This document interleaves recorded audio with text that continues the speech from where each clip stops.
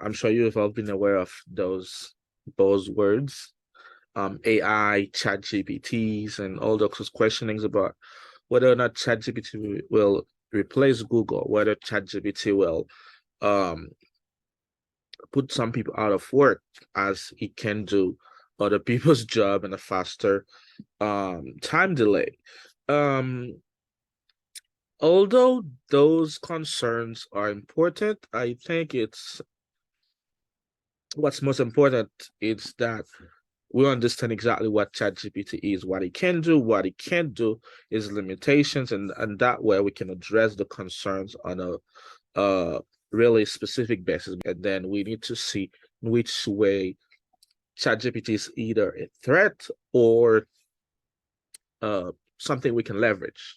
We can take advantage of its power to work better. So instead of everybody seeing as a threat or it will replace um it will replace us, it will take our jobs.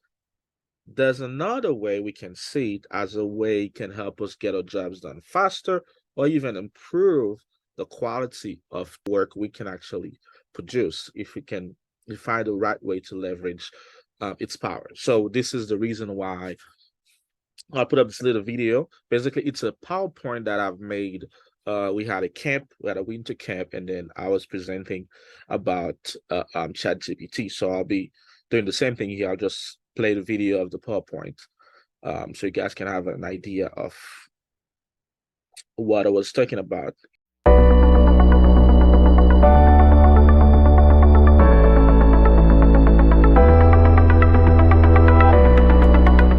Let's check it out.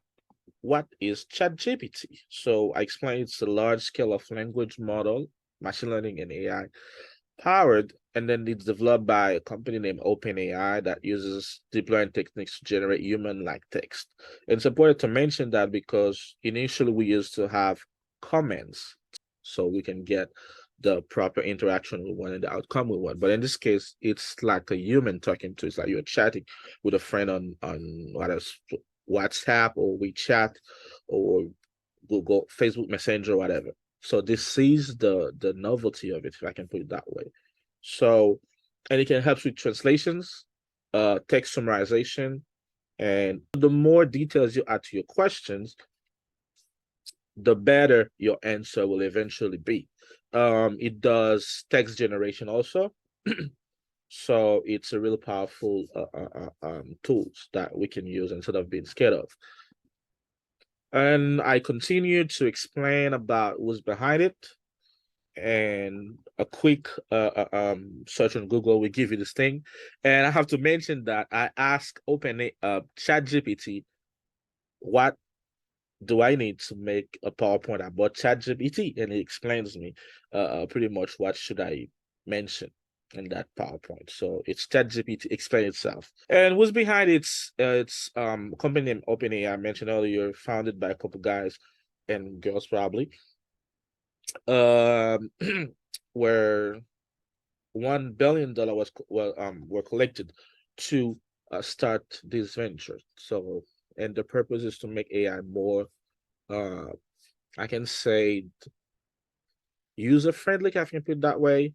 Yeah, more friendly AI that can benefit more people. So that was the goal behind OpenAI, which involved in many different projects, which I will be mentioning in the next slide.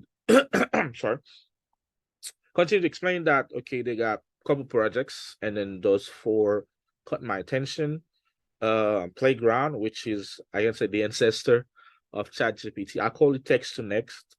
And then I consider ChatGPT as a text to context. DALL-E, which is a text to image, that you pull up an image pretty much matching what you wrote. And then the fourth one, it's OpenAI Codex. It's basically translate text to code.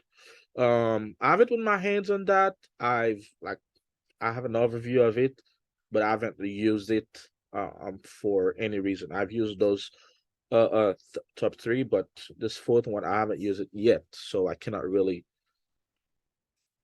talk more about it. But I've seen videos of people using it. I'll probably give it a shot in the next couple of days, a month, if it's needed. or maybe I'll make a video about it. You don't know. Let's continue. So those are the four key projects I found on OpenAI's website that I've used, and I found it very interesting. Next I talked about the hype. Why everybody's talking about it? Because it said it's not a new thing. It's called ChatGPT 3. That means it has ChatGPT a couple previous versions. So because I said it gives you limitless possibilities, which is true. So you can type anything and it will manage to give you an answer. It might not be what you want, but you'll still get an answer. It brings concerns. Some are understandable, some are not, but let's address them. So plagiarism, people think that okay, chat because people will most likely use ChatGPT instead of the brand, so there'll be a lack of originality, if I can put it that way, which is somehow true, but it's not a big of a deal. Sometimes you just need an idea of it. So plagiarism, as it is true, but it's not really a big of a concern, according to me. Indented users. Somebody mentioned about cybersecurity concern. This is true.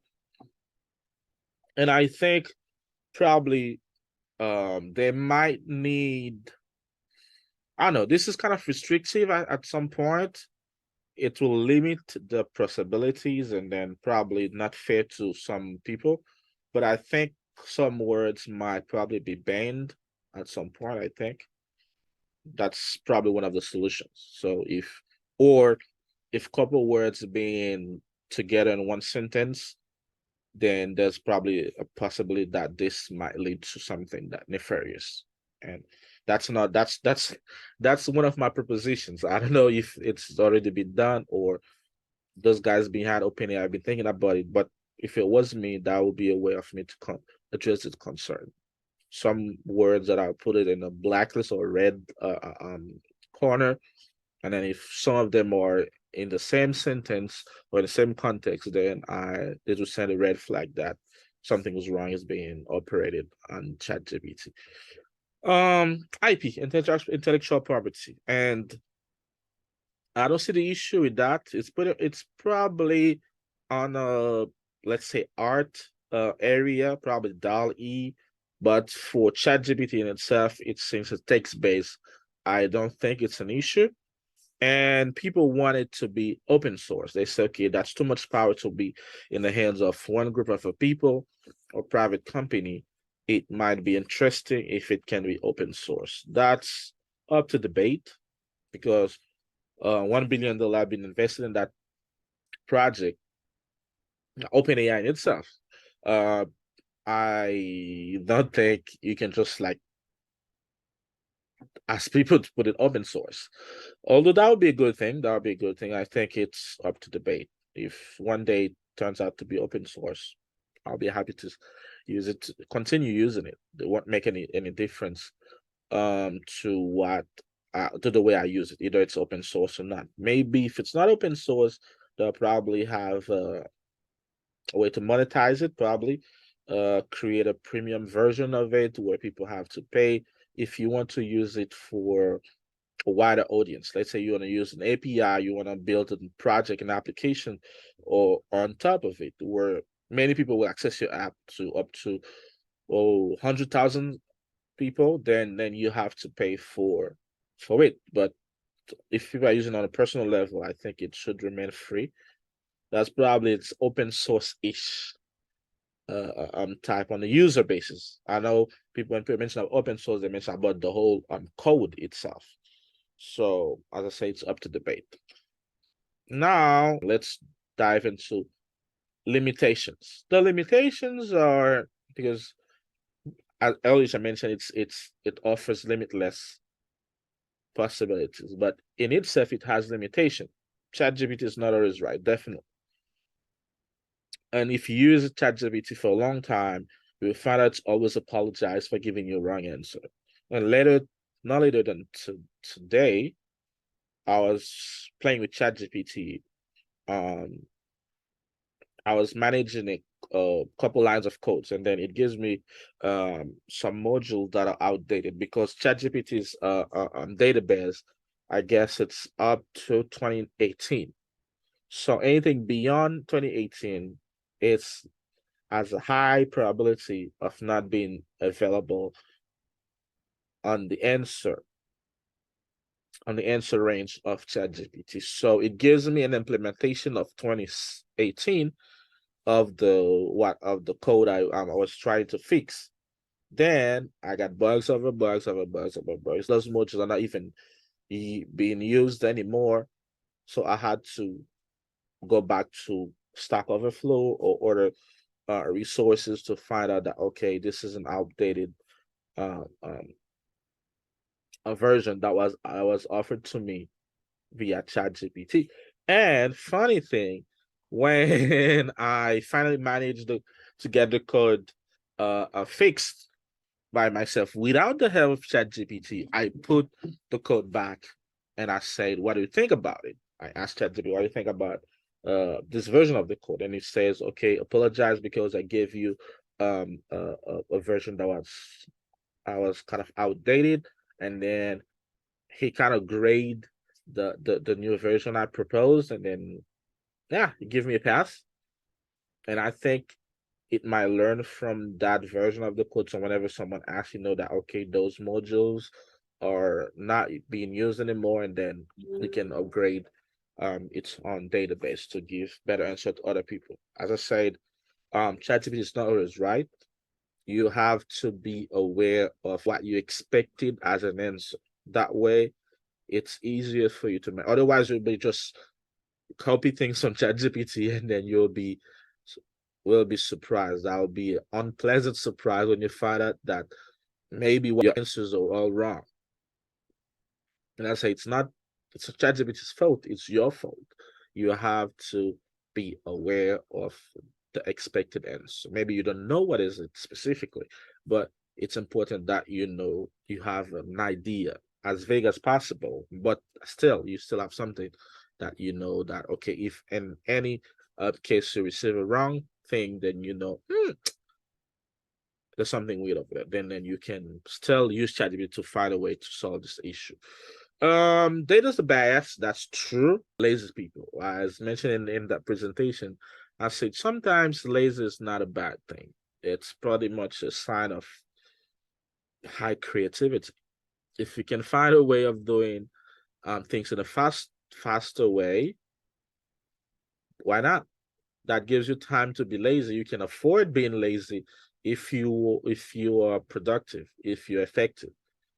If you can do the same thing in a shorter time and then get the rest of the time to be lazy, then well, be lazy. So be it. So the concern is it's much more on effectiveness of your method than being lazy itself. That was that's what I was saying in that presentation. Now, and the other thing is that sometimes it's at full capacity. Sometimes you might need to use ChatGPT, but it's overcrowded, it's full, and then they said, well, you have to wait for a while until you can use it. So these are the limitations of ChatGPT. Maybe there's other limitations. So if you guys watching this video, you know other limitation of you experience other limitation of ChatGPT, you can put those in the comments and then I'll check them out and probably make another video to address those limitations with your updates. What else? What else? What else? I talked about use cases. So I tried to get a synopsis of a movie, which was wonderfully done by ChatGPT. I just had to put context and put emphasis to things that I want in that synopsis. But it started with a general concept based on the first prompt. And then as we continue dive into that synopsis of generating process, I wanted to have emphasis on certain figure or certain period of time or certain historical events. Then I mentioned that. Then it rectifies it, and then emphasis on those mentioned areas. And it can help created mail plan. For example, I tested this one, and documents, and then the keywords of context. It's very important to have context in your prompt. That will save you a lot of time. And then can again for helps you fix code, as I mentioned earlier, it has to fix couple codes and solve mathematical problems. But keep in mind that it's not always right. You have to have a sense of what you expected. That way, if anything goes wrong, you know how to tell him, hey, you're wrong. Continue. It's like I'm selling ChatGPT right now. Well, how to get access to it? Chat.openai, login, sign up if you haven't signed up yet, and then sign in. Then start typing your prompt or your command. But I like to call it prompt, as everybody calls prompt. I also mentioned about the importance of a prompt. It's very important. You not only type in random thing and expect a good answer. I have an example of there where I mentioned that, okay, I asked you to create a 7-day meal for an adult. I didn't mention with limited budget early. I mentioned, okay, we need to consume 1,500 calories a day, and that person is lactose intolerant. Then it gives me the meal plan. Then I added that context, which is with limited budget. Then it gives me another meal plan where it kind of parsed out the expensive items that are in the list, and the list can goes on. So let's say you're allergic to I don't know, berries, for example. You can say you can add this extra thing. I call them context. I like to put it down. I say there's a prompt, which is the main thing, the core information you want, and then to have a better answer, to have a very polished answer that matches the specificity of your expected response, you need to add context. The more, the better. So, as you can see here, I added limited budget. That's one context. You can add other contexts like, okay, allergic to berries, and then I don't know, anything you can think of that may have given a specific. Let's say you're in a country where certain uh, uh um fruits provided earlier. Let's say the meal, it gives you the meal plan, and you find out, maybe it gives me a meal plan where most of the fruits or some of them are not available in my country or in my area. Then you can tell them, okay, without those things, or in a country where there's nothing, those things are not available, then it will find a way to give you maybe other fruits or other vegetables that can replace in the that can be replaced in the list to still keep you on a 1,500 calories a day. So that's why, as I mentioned, that I mentioned about the importance of prompt and eventually the context of your prompt. What else? What else? We had the sessions of hands dirty where people were asking me questions, and then I just key them in ChatGPT, and then it'll find the answers. So they can have an idea of how it operates. I mentioned about a couple alternatives ish of ChatGPT. I talked about Jenny.ai, which is more about text prediction. Very interesting tool. Very, very interesting. So if you have to pause the video to check it out, check it out. Jenny.ai is very important. I mentioned about um alternatives to which is to OpenAI DAL-E, which is Mid-Journey. Very interesting text to image. DeepL, or they call deep language, is better to, I mean, according to me, is better than Google Translate. And text to videos for people who want to make YouTube videos that would use content. Let's say you get content directly from ChatGPT, then you translate it. You use DeepL to translate it. You use Mid-Journey to get image as thumbnail for your video. Then you use Synthesia to have a text to video. You have an avatar basically reading your text, make it into video if you don't want to put your face or your voice as I'm doing right now, then you can use those range of tools to make your video. You can use Gen.ai, chat-gpt, Mid-Journey, DeepL, and then Synthesia to get you a full blog post with thumbnails, pictures, and a video for YouTube. Just those fours. There are many of others, but I think those are pretty much interesting to use. What else? What else? What else? I think that was it at the time. We had discussions about things that can be done, not be done, and then I just lay out the conclusion. I expect future development where it can be very, very on let's say, how can I put that one? It can be very updated at some point where information is given updated, because as I said earlier, I faced situations where the provided answers are dated to 2019, where from that time to today things have changed a lot. So um I expect it to be like just like Google search engine is. So informations are right in the time range we are right now, so it gives you a more up-to-date answer as opposed to how ChatGPT is right now.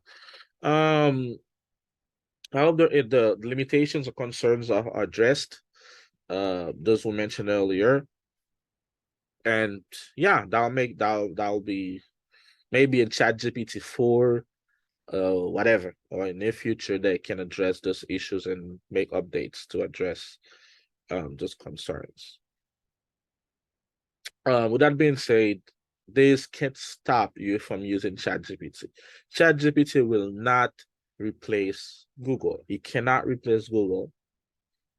You can still use both of them, but it sometimes it gives better, it gives more specific information than Google. Google is still more updated than ChatGPT. So instead of, I don't know, make them fight, let's use them both together and take advantage of it. That's the key. That's the key thing.